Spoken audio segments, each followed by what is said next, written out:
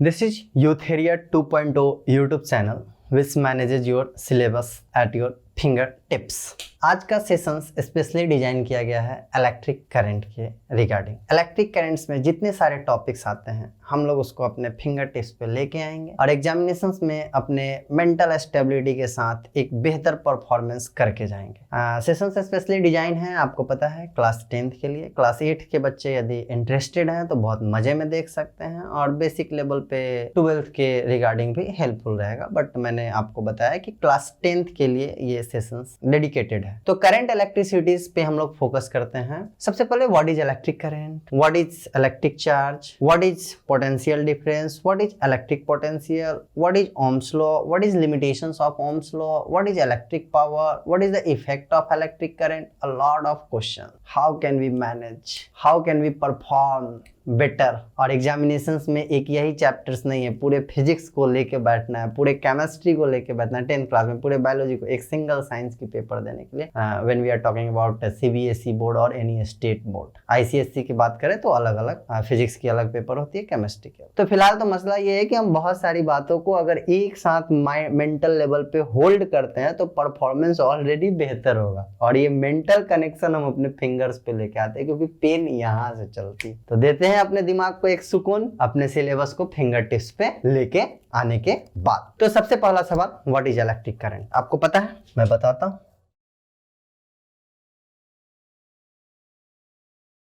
Electric current, the rate of flow of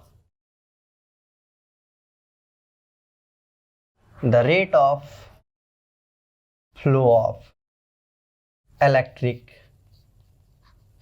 charge is defined as electric current. अब मसला ये है कि यदि हम यहाँ पे इलेक्ट्रिक चार्ज को अच्छे से समझ जाते हैं तो हम इलेक्ट्रिक करंट को समझ जाएंगे। ये एक कह सकते हैं आप रटा रटाया डेफिनेशन है। The rate of flow of electric charge is defined as electric current.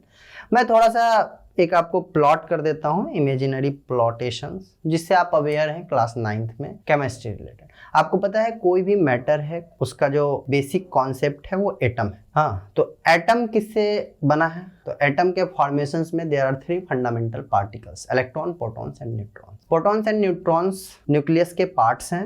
Electrons जो है वो उसके ऑर्बिट्स में रिवॉल्व करते रहता है। तो यहाँ से एक कॉन्सेप्ट आपके लिए सरल शब्दों में अवेलेबल है कि इलेक्ट्रॉन एक चार्ज है, चार्ज पार्टिकल है जो आपके ऑर्बिट्स में मूव करते रहता है। तो आप समझ रहे हैं कि इलेक्ट्रिक चार्ज मूव करते रहता है। अब यही इलेक्ट्रिक चार्ज जब टाइम के रिस्पेक्ट में मूव करना शुरू कर देता है तो उससे इलेक्ट्रिक करंट कॉन्स्टिट्यूएंट हो जाता है। सरल शब्दों में आप इतनी बात समझिए कि कोई भी मैटर है, कोई भी एटम है, तो उस एटम्स के ऑर्बिट्स में इलेक्ट्रॉन मूव कर रहे हैं और मूवमेंट के कारण जो है सो इलेक्ट्रिक करंट कॉन्स्टिट्यूएंट हो रहा है, फॉर्मेशन हो रहा है। अब हम आ जाते हैं थोड़ा सा इलेक्ट्रिक चार्ज पे और चर्चा कर लेते हैं। इलेक्ट्रिक करंट को समझना है तो क्या समझना होगा? इलेक्ट्रिक चार्ज को समझना होगा। तो हम इलेक्ट्रिक चार्ज पे चर्चा कर लेते हैं कि इलेक्ट्रिक चार्ज हमारा कौन सा जंतु है। हाँ, देखिए फिजिक्स में क्या है कि आपको फिजिकल क्वांटिटी पढ़ना है। आप कोई भी टॉपिक पढ़ रहे होते हैं तो उसमें एक फिजिकल क्वांटिटी होता है। ये इलेक्ट्रिक करंट एक फिजिकल क्वांटिटी है, फंडामेंटल फिजिकल क्वांटिटी। ये इलेक्ट्रिक चार्ज एक फिजिकल क्वांटिटी है, डेराइव्ड फिजिकल क्वांटिटी है। तो हम इसको जंतु कहते हैं कि ये इलेक्ट्रिक चार्ज है कौन सा जंतु है। हाँ, वैसे मेरा बायोलॉजी से कोई ज्यादा लेना देना नहीं है, ऐसा कहना भी उचित नहीं है, डॉक्टर लोग नाराज हो जाएंगे। तो देखते हैं इलेक्ट्रिक चार्ज क्या है कि कोई भी मैटर है। हाँ, matter means sodium, potassium, iron, ये चॉक मैटर है। इसका जो फंडामेंटल स्ट्रक्चर है वो एटम है। तो एटम बोले या मैटर बोले, हाँ, इस एटम में है क्या क्या? इस एटम में मास है और इस एटम में चार्ज है। मैं बहुत सरल शब्दों में आपको बताने की कोशिश कर रहा हूं। आप एज्यूम कीजिए मैं आपके सामने एक नाम लिया, विराट कोहली। आप समझ गए विराट कोहली क्या है। बहुत ही रनिंग मशीन, बहुत ही एग्रेशन क्रिकेट में, आप कह सकते हैं क्रिकेट के प्रति लॉयल, पर्सनल लाइफ में बहुत ही बेहतरीन परफॉर्मेंस, प्रोफेशनल लाइफ में बहुत ही अच्छा करने की इच्छा शक्ति। तो विराट कोहली, जैसे ही हम अगला नाम लेते हैं सचिन तेंदुलकर, तो आपके माइंड में क्या फ्लैश क्या करता है? उनके प्रॉपर्टीज फ्लैश करते हैं। मैं अभी नाम ले लूं सोडियम का, तो जो थोड़ा अवेयर है उनके माइंड में फ्लैश कर गया सोडियम की प्रॉपर्टी कि हाँ ये बहुत सॉफ्ट होता है, बहुत ही एक्सप्लोसिव नेचर का होता है। मेरा कहने का मतलब ये है कि जब हम किसी भी आर्टिकल का, किसी भी मैटर का नाम लेते हैं तो हम क्या फ्लैश क्या करते हैं? उनके प्रॉपर्टी फ्लैश करते हैं। समझ रहे हैं? जैसे मैं साकेत, तो साकेत क्या है? यूथेरिया 2.0 चैनल पे आपके लिए सिलेबस को मैनेज कर रहा है। जो लोग मुझे पर्सनल जानते हैं वो मेरे बारे में और भी कुछ कैरेक्टरिस्टिक्स जानते होंगे, अच्छे या बुरे। जो लोग मुझे यूट्यूब चैनल की मदद से नहीं जान रहे हैं वो एटलीस्ट इतना जान रहे हैं कि हाँ आपके लिए सिलेबस को मैनेज करके दिया। तो यहाँ कंक्लूजन में ये करना चाहूंगा कि किसी भी पार्टिकल का नाम लेने का सेंस है उसके प्रॉपर्टीज को फ्लैश करना। मैं अभी यहाँ से क्रिकेट जगत को छोड़ के फुटबॉल जगत में किसी का नाम ले लूँ, मेसी का नाम ले लूँ, तो आपके माइंड में फ्लैश करता अच्छा ये अर्जेंटीना का प्लेयर है, ये काफी बढ़िया फुटबॉल खेलता है, उनके बारे में तमाम तरह की मेसी, व्हाट इज मेसी मींस प्रॉपर्टीज ऑफ मेसी। मेरे कहने का सेंस ये है कि कोई भी एटम का जब हम नाम लेते हैं, हाँ जैसे कि हम आयरन का नाम ले लें, तो आयरन के पास है क्या? इलेक्ट्रॉन्स है, प्रोटॉन्स है, न्यूट्रॉन्स है, और उन इलेक्ट्रॉन, प्रोटॉन्स, न्यूट्रॉन्स के पास क्या है? तो मास है और चार्ज है। मेरा कहने का मतलब ये है जो मैं आपको समझा दिया, there are three fundamental particles. आपको पता है बहुत बेहतरीन तरीके।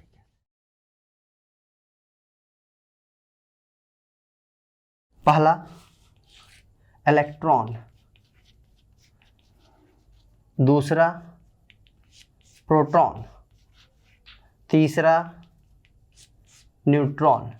अब देखो बच्चे, मिस्टेक क्या होती है ना कि आप इलेक्ट्रॉन को ही समझ लेते हो इलेक्ट्रिक चार्ज। समझ रहे हैं? इलेक्ट्रॉन इलेक्ट्रिक चार्ज नहीं है, इलेक्ट्रॉन फंडामेंटल पार्टिकल है और इसके पास दो प्रॉपर्टी है, एक मास है और एक हमारा इलेक्ट्रिक चार्ज है। बहुत सरल शब्दों में कहें तो इलेक्ट्रॉन किन चीजों से मिलकर बना है? तो जो इनकी प्रॉपर्टी है, मास से और इलेक्ट्रिक चार्ज से मिलकर बना। विराट कोहली क्या है? तो क्रिकेट से मिलकर बना है विराट कोहली, या विराट कोहली से बना है क्रिकेट। एग्रेशन से मिलकर बना है विराट कोहली, मैंने उसके पास एग्रेशन है, लॉयलिटी। तो मैं ये बातों पे चर्चा की। तो इलेक्ट्रॉन क्या है? उसके पास कुछ मास है और उसके पास कुछ इलेक्ट्रिक चार्ज। मास क्या है? तो आपको पता है 9.1 × 10⁻³ kg।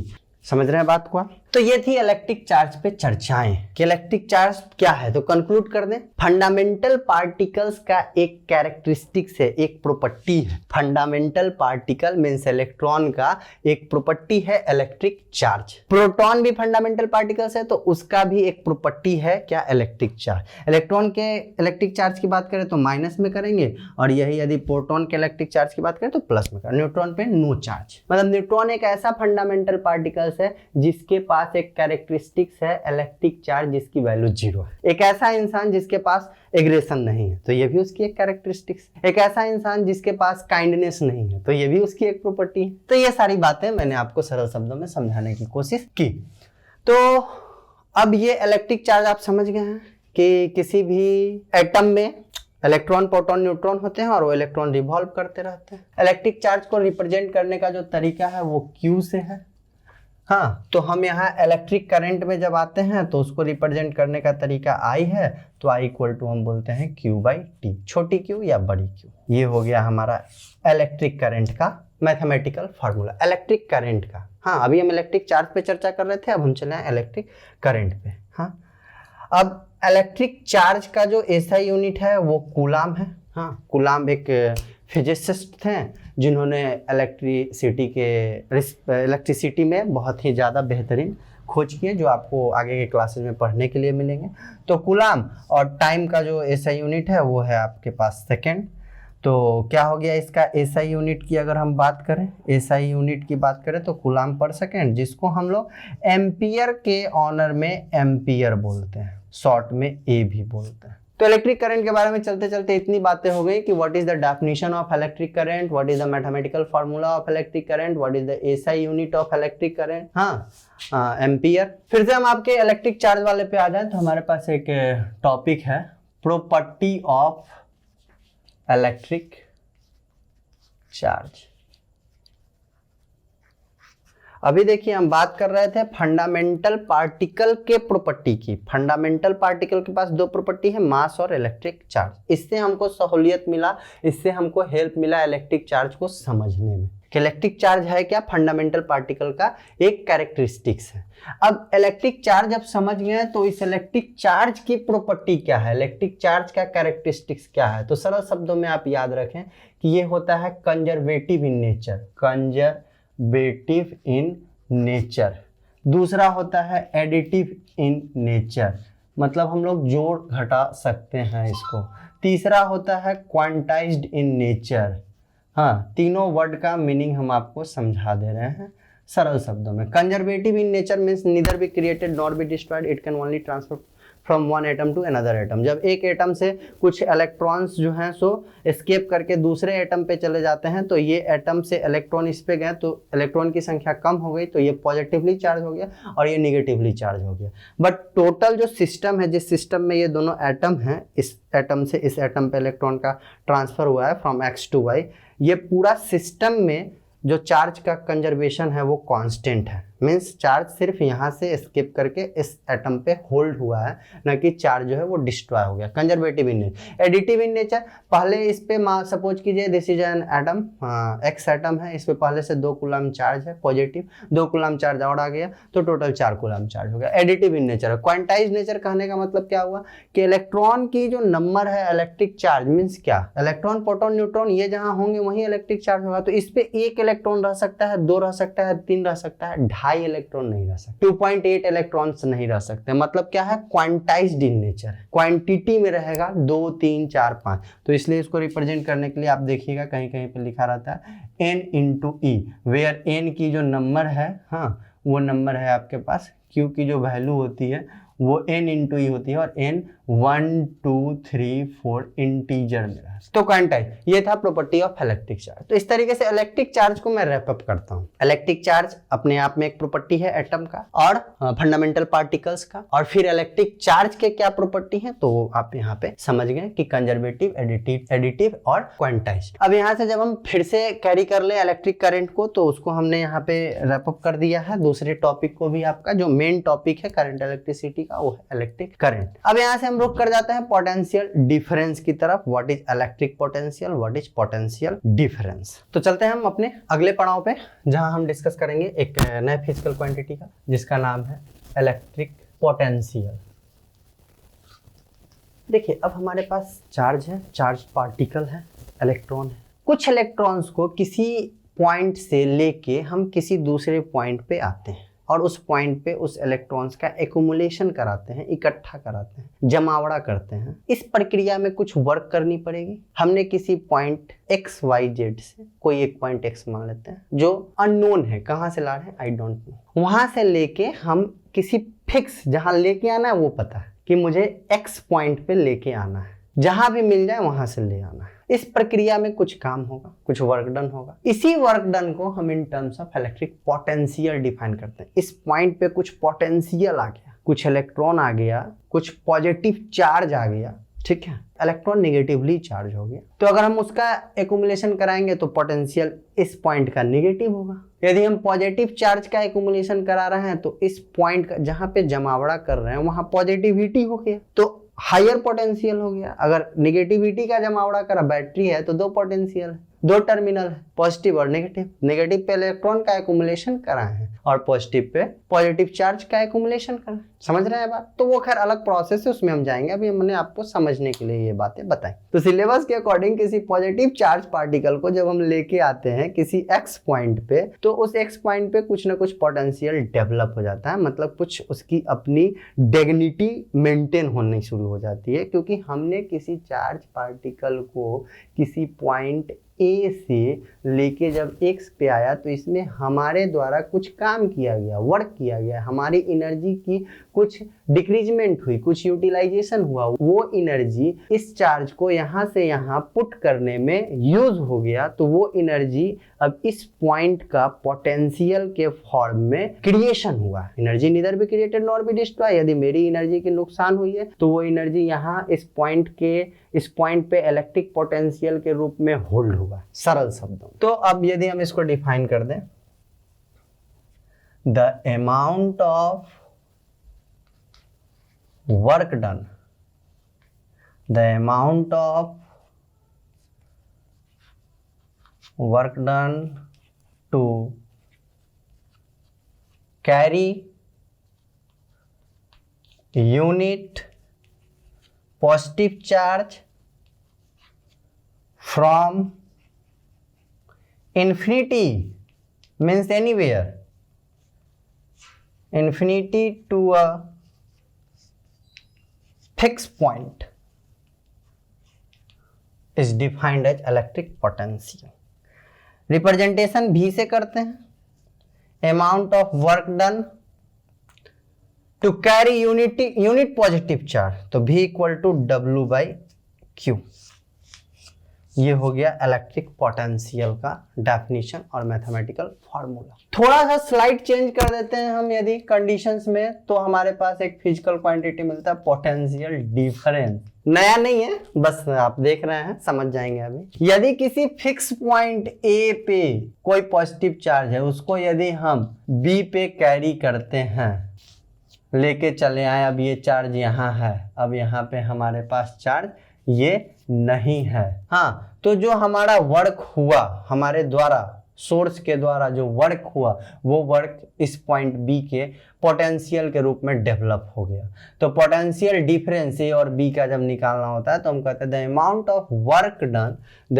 Of work done to carry unit positive charge from one fix point to another fix point. यहाँ था from infinity to fix point, यहाँ है from one fix point to another fix point. बात क्लियर हो गई होगी। तो सारी बातें उसी तरीके से हैं, बहुत डेप्थ में नहीं जा रहे हैं, क्योंकि मैंने बोला ये डेडिकेटेड है क्लास 10th के बच्चों के लिए। तो पोटेंशियल डिफरेंस का अगर हम बात करें तो W/Q कहेंगे हम यहाँ भी। वैसे VA का अलग निकालेंगे भी, फिर आप कंफ्यूज होंगे, तो कंफ्यूजन से दूर रहे, क्योंकि मैं फिंगर टिप्स पे लेके आ रहा हूँ। अब मैं यहाँ बस इतना ध्यान रखें कि one fix point to another fix point जा रहा है, ठीक है। अब यहाँ पे क्या है, SI यूनिट की बात हो गई। तो SI यूनिट में हम क्या कहते हैं कि वर्क का हमारे पास क्या है, तो जूल है, और Q का क्या है, तो कूलाम है, तो जूल पर कूलाम। हाँ, वोल्ट एक फिजिस्ट थे जो इस सेक्टर में बहुत ज़्यादा योगदान दिए थे, तो उनके नाम पे हम लोग ऑनरशिप में वोल्ट इस्तेमाल करते हैं। जूल पर कूलाम को सिंबल के रूप में हम लोग भी कहते हैं। अब आपके पास कुछ छोटा छोटा होमवर्क है। पहला होमवर्क ये है कि आप डिफाइन कीजिए 1 एम्पियर को। दूसरा होमवर्क है कि आप डिफाइन कीजिए 1 वोल्ट को। तीसरा होमवर्क है कि आप डिफाइन कीजिए 1 कूलाम को। ये तीनों की डेफिनेशंस आप लिखिए, 1 वोल्ट, 1 एम्पियर, 1 कूलाम। तो ये हमारा इस तरीके से इलेक्ट्रिक पोटेंशियल और पोटेंशियल डिफरेंस की अंडरस्टैंडिंग क्लियर हो गई होगी। थोड़ा सा बुक को पलटें, क्योंकि ये एक माइंड मैप है, फिंगर टिप्स है। मैंने जितनी बातों को कहा है, आप उसको जब नोटबुक में कैरी करते हैं और बुक पढ़ते हैं, तो आपकी एक अंडरस्टैंडिंग मैच्योरिटी में कन्वर्ट हो जाती है। अब देखिए हमारे पास फिजिकल क्वांटिटी क्या है, तो I है, मीन्स इलेक्ट्रिक करंट है, और क्या है, पोटेंशियल डिफरेंस है, मीन्स V है। हाँ, तो ओम्स साहब आए और उन्होंने क्या कर दिया, इस दोनों में रिलेशन एस्टेब्लिश कर दिया। हाँ, हम बात बात में ही आपको लेके चले आए ओम्स के लॉ पे। I versus V। ओम्स साहब ने कहा at constant temperature and any other physical state electric potential is directly proportional to electric current, या यूं कहें आप, electric current is directly proportional to electric potential. Means ये है कि किसी क्लोज सर्किट में, हाँ, what is the meaning of close circuit, एक बैटरी लगा है, एक अप्लायंस बल्ब लगा है, और स्विच जो है वो हमारा ऑन है, स्विच ऑन है। तो इलेक्ट्रिक करंट का फ्लो होगा positive terminal to negative terminal. Done है बात। तो positive terminal to negative bulb जो है वो ग्लो करेगा हमारा। अब यदि हम यहाँ पे पोटेंशियल डिफरेंस को इंक्रीज कर देते हैं, पोटेंशियल डिफरेंस को हम क्या कर देते हैं, इंक्रीज कर देते हैं, तो इलेक्ट्रिक करंट का फ्लो इंक्रीज कर जाएगा, बल्ब की रोशनी बढ़ जाएगी। मीन्स ये हुआ कि इलेक्ट्रिक करंट जो है वो इलेक्ट्रिक पोटेंशियल के पोटेंशियल बैटरी का जो पावर है, हाँ मैंने अभी इलेक्ट्रिक पोटेंशियल और पोटेंशियल डिफरेंस को डिफाइन किया। ये नेगेटिव टर्मिनल है, पॉजिटिव टर्मिनल है, यहाँ पे कुछ चार्ज एक्युमुलेट है, हाँ उसी चार्ज के फ्लो को चार्ज इधर से फ्लो करने लगेगा, इलेक्ट्रिक करंट का फ्लो का डायरेक्शन ये हो जाएगा, क्योंकि इलेक्ट्रिक करंट का जो कन्वेंशनल डायरेक्शन ऑफ फ्लो है वो opposite to the flow of electric current है। एक इलेक्ट्रॉनिक करंट अलग होता है और एक इलेक्ट्रिक करंट अलग होता है। इलेक्ट्रॉनिक करंट इलेक्ट्रॉन के फ्लो के डायरेक्शन में होता है और इलेक्ट्रिक करंट इलेक्ट्रॉन के फ्लो के डायरेक्शंस के अपोजिट होता है, जिसको हम लोग कन्वेंशनल परंपरागत डायरेक्शन ऑफ इलेक्ट्रिक करंट कहते हैं। तो ये बात ओम्स लॉ में नहीं थी, बट हमने आपसे चर्चा कर दी। ओम्स लॉ क्या है कि अगर इलेक्ट्रिक पोटेंशियल्स की वैल्यू बढ़ाएंगे तो इलेक्ट्रिक करंट की वैल्यू बढ़ेगी, सरल शब्दों में। तो eight constant temperature and any other physical conditions, मतलब वो सब बातें हम लोग लिमिटेशंस ऑफ ओम्स लॉ में करेंगे। फिलहाल इतना बात ध्यान रखिए कि टेम्परेचर इंक्रीज नहीं करना चाहिए वायर का, या इस पूरे सर्किट्स में जो भी चीज़ इस्तेमाल हुआ है उसका टेम्परेचर कांस्टेंट, जो फिजिकली पॉसिबल ही नहीं है, इसलिए हमको लिमिटेशंस मतलब ओम्स लॉ की कमियां भी पढ़नी होती है। फिलहाल ओम्स लॉ में ये बातें हैं कि टेम्परेचर कांस्टेंट हो तो इलेक्ट्रिक करंट जो है वो इलेक्ट्रिक पोटेंशियल्स के क्या होगा, डायरेक्टली प्रोपोर्शनल होगा। कहने का मतलब V is directly proportional to I। Proportionality के साइंस को हटाते हैं हम तो इक्वल टू में बदलते हैं, V equal to R I हो गया। डन है बात। R क्या है, तो प्रोपोर्शनलिटी कांस्टेंट है, जिसको ओम साहब ने बोला कि ये रेजिस्टेंस है, रेजिस्टेंस। तो रेजिस्टेंस एक नया फिजिकल प्रॉपर्टी आ गया है, नया फिजिकल कैरेक्टरिस्टिक्स है, जो ओम्स लॉ का आउटपुट भी के रूप में भी हम लोग जानते हैं इसको, कि resistance is an output of Ohm's law. उस पर अभी चर्चा करेंगे। फिलहाल हम उम्मीद करते हैं आप ओम्स लॉ बहुत अच्छे से समझ गए होंगे।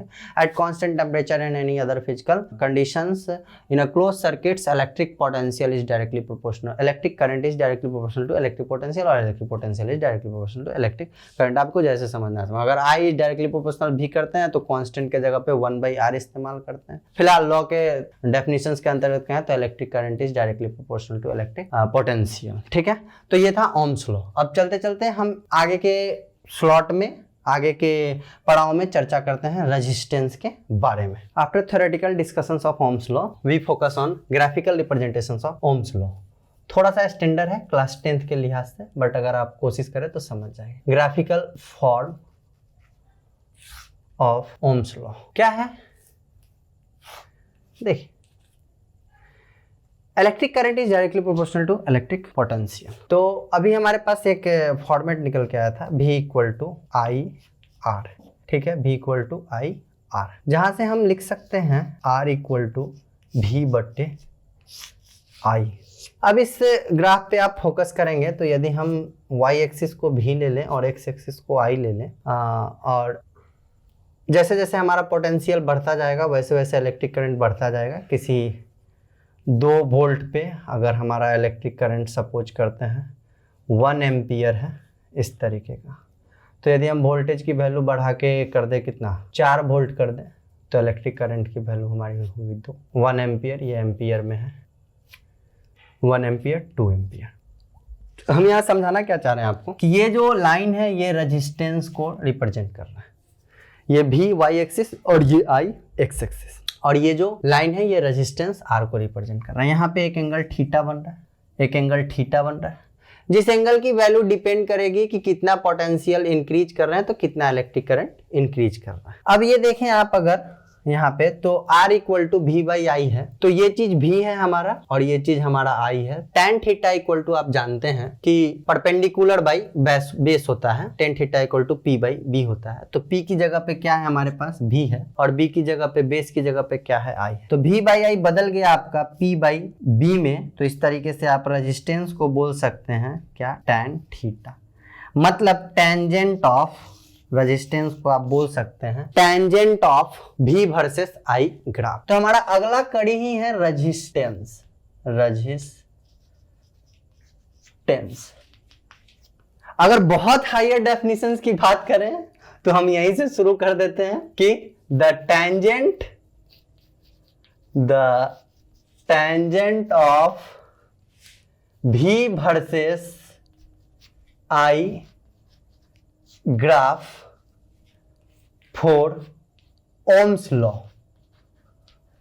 ओम्स लॉ के अकॉर्डिंग जो V वर्सेस I ग्राफ है उसका जो tan थीटा मिलता है, टेंजेंट मिलता है, उसी को हम क्या बोलते हैं, रेजिस्टेंस, जैसा आपने देखा। बट और स्टैंडर्ड नहीं ले जाएंगे हम आपको, स्टैंडर्ड इन सेंस की अपर लेवल पे, क्योंकि आपके सिलेबस के अकॉर्डिंग नहीं तो ग्राफ देख के हम बता सकते हैं, आप बता सकते हैं कि किस मटेरियल का रेजिस्टेंस कम है और किस मटेरियल का रेजिस्टेंस ज्यादा है। कोशिश करेंगे लास्ट में आपको कुछ प्रॉब्लम्स से प्रैक्टिस करा दें। फिलहाल तो ये तो बहुत हायर डेफिनेशंस हो गई, मैथमेटिकल डेफिनेशंस हो गई आपके 10th क्लास के सिलेबस के लिहाज से। वैसे बहुत चलता फिरता डेफिनेशन है ये, ठीक है। तो थोड़ा हम अपने सिलेबस के अकॉर्डिंग रेजिस्टेंस को हम डिफाइन कर लें कि व्हाट इज रेजिस्टेंस। तो सिलेबस के अकॉर्डिंग रेजिस्टेंस क्या कहता है, it is the property of material, any material, due to which it opposes the flow of electric current through it. ये एक मटेरियल है, इसके अंदर इलेक्ट्रिक करंट फ्लो हो रहा है, लेकिन ये मटेरियल उस फ्लो को क्या कर रहा है, अपोज कर रहा है। तो मटेरियल जिस प्रॉपर्टी के कारण इलेक्ट्रिक करंट के फ्लो को अपोज कर रहा है, वो प्रॉपर्टी जो है रेजिस्टेंस कहलाती है, ठीक है। Resistance is the property of any material due to which it opposes the flow of electric current through it. आप इसको लिख लें, मेंशन कर लें। इसको रिप्रेजेंट करने का तरीका है हमारे पास R, डन है बात। और R के लिए फॉर्मूला ओम्स लॉ से आपको पता है V/I, जिसको आप अभी tan थीटा भी लिखे हैं, डन हो गई बात। ये था रेजिस्टेंस का बेसिक। अब अगर हम यहाँ SI यूनिट की बात कर लें तो V का SI यूनिट वोल्ट और I का SI यूनिट एम्पियर, तो क्या हो गया, वोल्ट पर एम्पियर। ओम साहब के लॉ का आउटपुट है, इसलिए उनके ऑनरशिप में ओम और सिंबल ये, तो SI यूनिट रेजिस्टेंस का क्या हो गया, ओम हो गया। यहाँ तक हम उम्मीद करते हैं कोई इशू नहीं है। अब क्या है कि factors on which resistance depends. Factors क्या है जिसके ऊपर रेजिस्टेंस डिपेंड करता है। कहने का सेंस क्या है कि ये तो आपको पता है कि कंप्लीट इंसुलेटर है, लेकिन हम एज्यूम कर ले रहे हैं कि ये कोई कंडक्टर है, मतलब इससे करंट का फ्लो हो रहा है। दोनों सेम मटेरियल का बना है, इसकी लेंथ ज्यादा है, इसकी लेंथ कम है। जिसकी लेंथ ज्यादा है उसका रेजिस्टेंस ऑफर ज्यादा होगा, जिसकी लेंथ कम है उसका रेजिस्टेंस ऑफर कम होगा। ये बहुत बेसिक कॉन्सेप्ट है जिसको आप अपने अंडरस्टैंडिंग के लेवल पे भी समझ सकते हैं। इससे ज्यादा देर तक करंट फ्लो करेगा, इसमें मटेरियल लंबा है तो मटेरियल उतना ज्यादा अपोजिशन ऑफर करेगा, इसकी लंबाई कम है तो मटेरियल उतना कम अपोजिशन ऑफर करेगा। एरिया ऑफ क्रॉस सेक्शन, अगर ये थिन है तो अपोजिशन ज्यादा होगा, यदि थिक है तो अपोजिशन कम होगा। ये सब बेसिक बातें हैं, ठीक है, और साइंस बेसिक कॉन्सेप्ट पे ही चलता है। तो factors which affects the resistance, क्या क्या है। रेजिस्टेंस एक ना आपने देखा कि लेंथ पे डिपेंड कर रहा है, मतलब R directly proportional to length. दूसरा क्या है कि रेजिस्टेंस जो है वो एरिया पे डिपेंड कर रहा है, लेकिन इनवर्सली डिपेंडेंट कर रहा है, ठीक है। यदि थिन है मीन्स एरिया कम है, थिन है तो एरिया कम है तो रेजिस्टेंस ज्यादा है। समझ रहे हैं बात। चीजें यदि पतली हैं तो एरिया रिड्यूस है, कम है तो रेजिस्टेंस ज्यादा है। एरिया कम होगा तो रेजिस्टेंस ज्यादा होगा, एरिया ज्यादा होगा तो रेजिस्टेंस कम होगा। Inversely proportional. और लेंथ क्या है, डायरेक्टली प्रोपोर्शनल। लेंथ ज्यादा होगा तो रेजिस्टेंस भी ज्यादा ऑफर होगा, कम होगा लेंथ तो रेजिस्टेंस कम ऑफर होगा। दोनों को अगर हम एक साथ कंक्लूड करें तो हम कहते हैं L/A। ये बातें हो रही हैं factors on which resistance depend. अब प्रोपोर्शनलिटी के साइंस को हटाएं तो रो एक प्रोपोर्शनलिटी कांस्टेंट आता है और फॉर्मूला बन जाता है R equal to rho into L/A, where rho को प्रोपोर्शनलिटी कांस्टेंट कहते हैं, साथ ही साथ एक स्पेशल नाम से रजिस्टिविटी के नाम से जानते हैं। समझ रहे हैं बात, रजिस्टिविटी के नाम से हम लोग उसको जानते हैं, रो को रजिस्टिविटी के नाम से जानते हैं। तो ये क्या है, थोड़ा इसको भी डिफाइन कर। ऐसे तो सरल शब्दों में प्रोपोर्शनलिटी कांस्टेंट है, बट इस पे भी थोड़ी चर्चा करनी है आपके सिलेबस में। क्या चर्चा करने हैं, तो क्या है कि एक है, सपोज कीजिए हमारे पास ये मटेरियल और दूसरा एक मटेरियल हम ले लेते हैं। Let us consider left hand में सिल्वर है, राइट हैंड में आयरन है। दोनों की लंबाई सेम है, दोनों की area of cross section same है। तो जब लंबाई सेम है और area of cross section same है तब तो रेजिस्टेंस सेम होना चाहिए, क्योंकि resistance depends upon length and area of cross section. But ऐसा नहीं है, क्योंकि दोनों के अंदर मटेरियल अलग अलग है। मतलब resistance depends upon material also along with length and cross sectional area. तो मटेरियल क्या है, एक का सिल्वर है और एक का आयरन है। सिल्वर की रेजिस्टिविटी कम है इसलिए रेजिस्टेंस कम होगा। लेंथ और क्रॉस सेक्शनल एरिया दोनों का सेम है, सिल्वर और आयरन। इसके बावजूद भी सिल्वर की रेजिस्टिविटी कम है, जो कि उसकी इंट्रिंसिक बाय बर्थ प्रॉपर्टी है। What is resistivity? Resistivity is an intrinsic means by birth property, हाँ, due to which material opposes the flow of charge और flow of electric current through it. यहां भी opposition हो रहा है लेकिन इसकी रेजिस्टिविटी सिल्वर की कम है, ड्यू टू विच रेजिस्टेंस कम है। इसकी रेजिस्टिविटी ज्यादा है आयरन की इन terms of silver, that's why resistance भी इसकी ज्यादा है। तो एक तरीके से आपने रेजिस्टिविटी एक नया फिजिकल क्वांटिटी भी समझ लिया। क्या है ये? इंट्रिंसिक प्रॉपर्टी है। Intrinsic means by birth, intrinsic property है। ठीक है, यदि हम रो पे थोड़ा चर्चा कर लें तो रो इक्वल टू क्या हो जाएगा? R into A by L. हाँ, अब अगर हम इसके एसआई यूनिट पे बात करें तो R का एसआई यूनिट हमारे पास ओम है और एरिया का एसआई यूनिट हमारे पास मीटर स्क्वायर है और लेंथ का एसआई यूनिट हमारे पास मीटर। 1 मीटर से 1 मीटर कट गया तो क्या बचा हमारे पास? ओम मीटर। ये हमारे पास क्या हो गया? ओम मीटर। किसका ऐसा यूनिट हो गया? रेजिस्टिविटी का ऐसा यूनिट हो गया ओम मीटर। ये भी आपका कंप्लीट हो गया।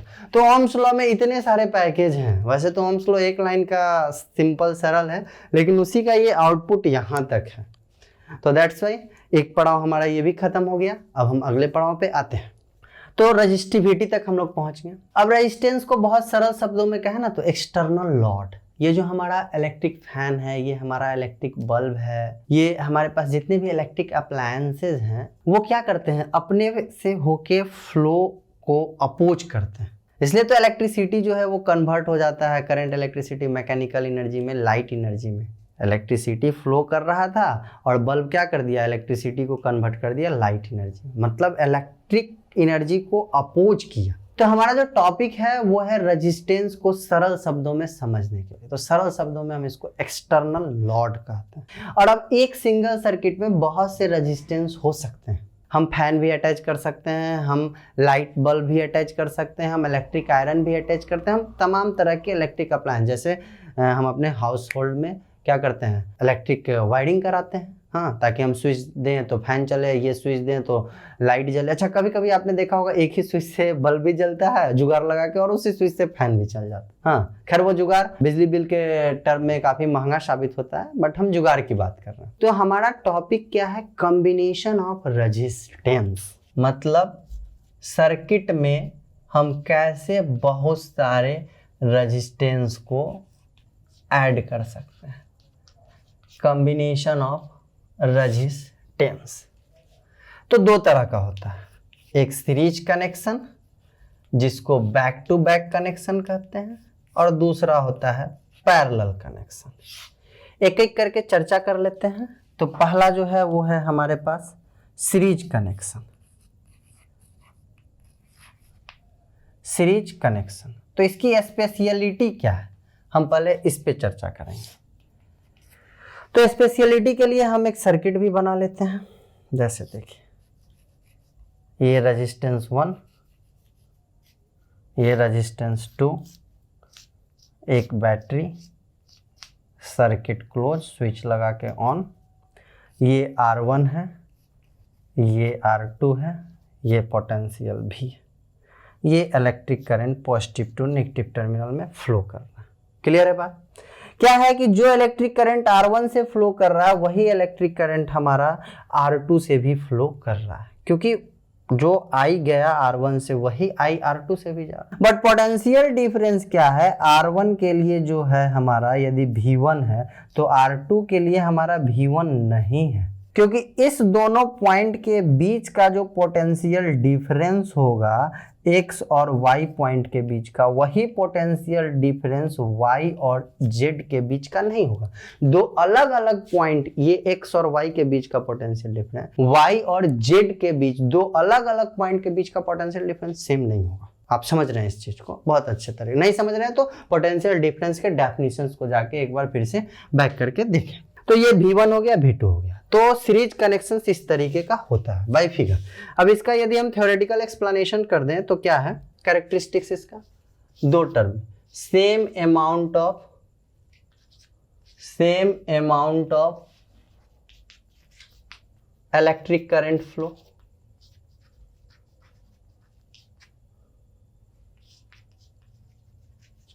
flows through different resistors। दूसरे शब्दों में, दूसरा point, different resistors having different potential difference। यह है सीरीज कनेक्शंस की speciality. Different resistors having different potential difference, but different resistors having same amount of electric current। तो इस तरीके से इसका जो फाइनल डेरिवेशंस होता है, यदि हम उसकी बात करें तो R इक्वल टू, मतलब नेट आर नेट निकालना होता है हमारा, आर नेट इक्वल टू क्या होगा। हाँ, तो बहुत सरल शब्दों में हम कहें तो V1 equal to I R one, देखिए शॉर्ट में मैं करना चाह रहा हूँ, V1 equal to I R one हमारे पास एक इक्वेशन है।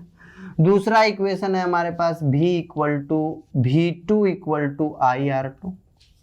V2 इक्वल टू करंट तो आई है ना, तो आई आर टू इस रजिस्टर के लिए, इस रजिस्टर के लिए V1 इक्वल टू आई, और पूरे सर्किट के लिए यदि हम बात करें तो V equal to I R net, V equal to I R net, V equal to I और R नेट। डन है बात। अब क्या है कि V की वैल्यू क्या है, तो V की वैल्यू है हमारे पास V1 प्लस V2। V की वैल्यू क्या है हमारे पास, V1 plus V2, V1 plus V2। V जो है वो V1 प्लस V2 का आउटपुट है, और I की वैल्यू तो I है, R नेट की वैल्यू R नेट है। अब यदि V1 के जगह पे हम IR1 लिख दें, V1 की जगह पे हम IR1 लिख दें, और V2 की जगह पे हम IR2 लिख दें, ये हो गया हमारा IR नेट। और यहाँ से हम I कॉमन ले लें तो I से I टर्मिनेट हो जाएगा, तो बचेगा क्या, R1 plus R2 equal to R net. Means series के लिए आर नेट की जो वैल्यू है वो है हमारे पास R1 प्लस R2। ये दो रजिस्टर के लिए है, यही अगर n रजिस्टर हो तो आर नेट की वैल्यू आप अच्छे से समझ रहे हैं, R1 plus R2 plus dot dot plus RN। ये सीरीज का था। अब इसी तरीके से यदि मैं बात कर दूं आपके साथ पैरेलल कनेक्शन का, पैरेलल कनेक्शन की, तो उसकी भी कुछ स्पेशलिटी होगी। तो पैरेलल कनेक्शन में क्या होगा कि पोटेंशियल डिफरेंस सेम रहेगा। एक देखिए छोटा सा नमूना पेश है आपके पास,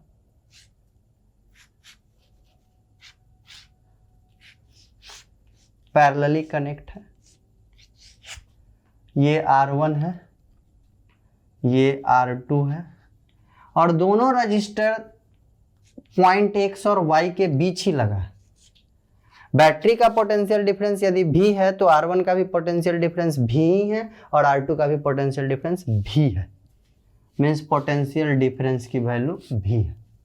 अब इलेक्ट्रिक करंट पे आ जाते हैं, तो यदि इलेक्ट्रिक करंट I है टोटल, तो R1 यहाँ आने पर एक ब्रांचेज ये है, इससे के थ्रू I1 करंट फ्लो हो रहा है और इसके थ्रू I2 करंट फ्लो हो रहा है।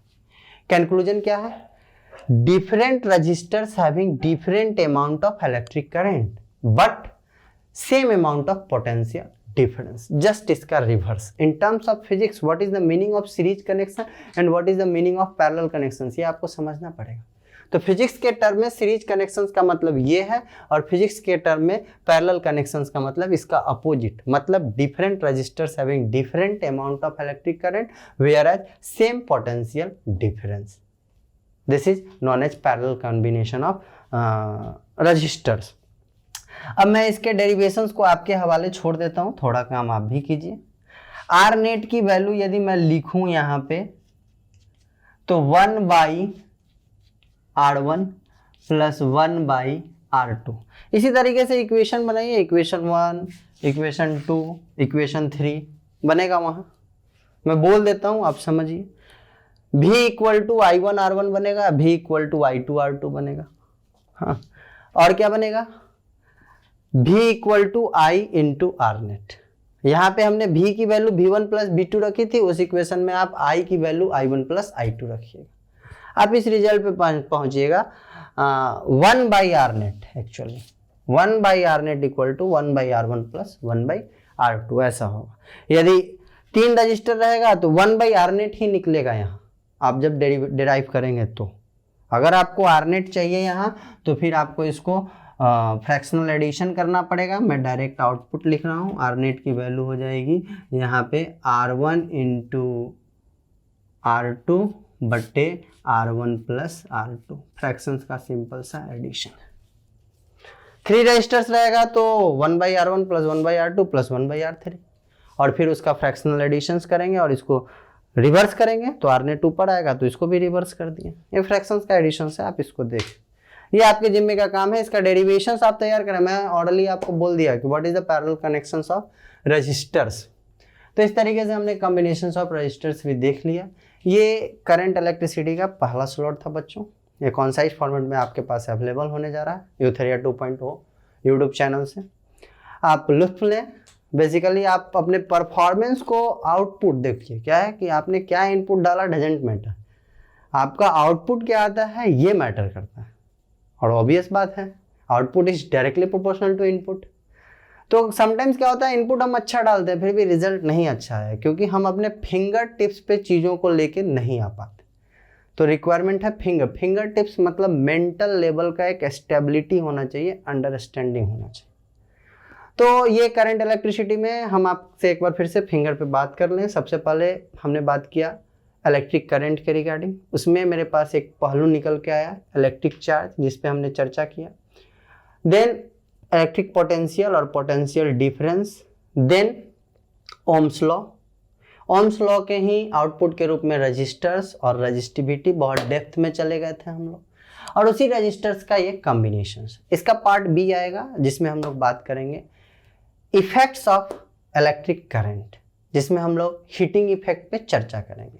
इसके अलावा 2 इफेक्ट्स और भी होते हैं, उस पर भी चर्चा करेंगे, और इलेक्ट्रिक पावर पे चर्चा करेंगे। विद दिस यूथेरिया 2.0 के इस सेशंस के लिए इतना ही। आप अपने पढ़ाई को आगे कैरी करें। Keep learning, keep growing. Ta ta, bye bye.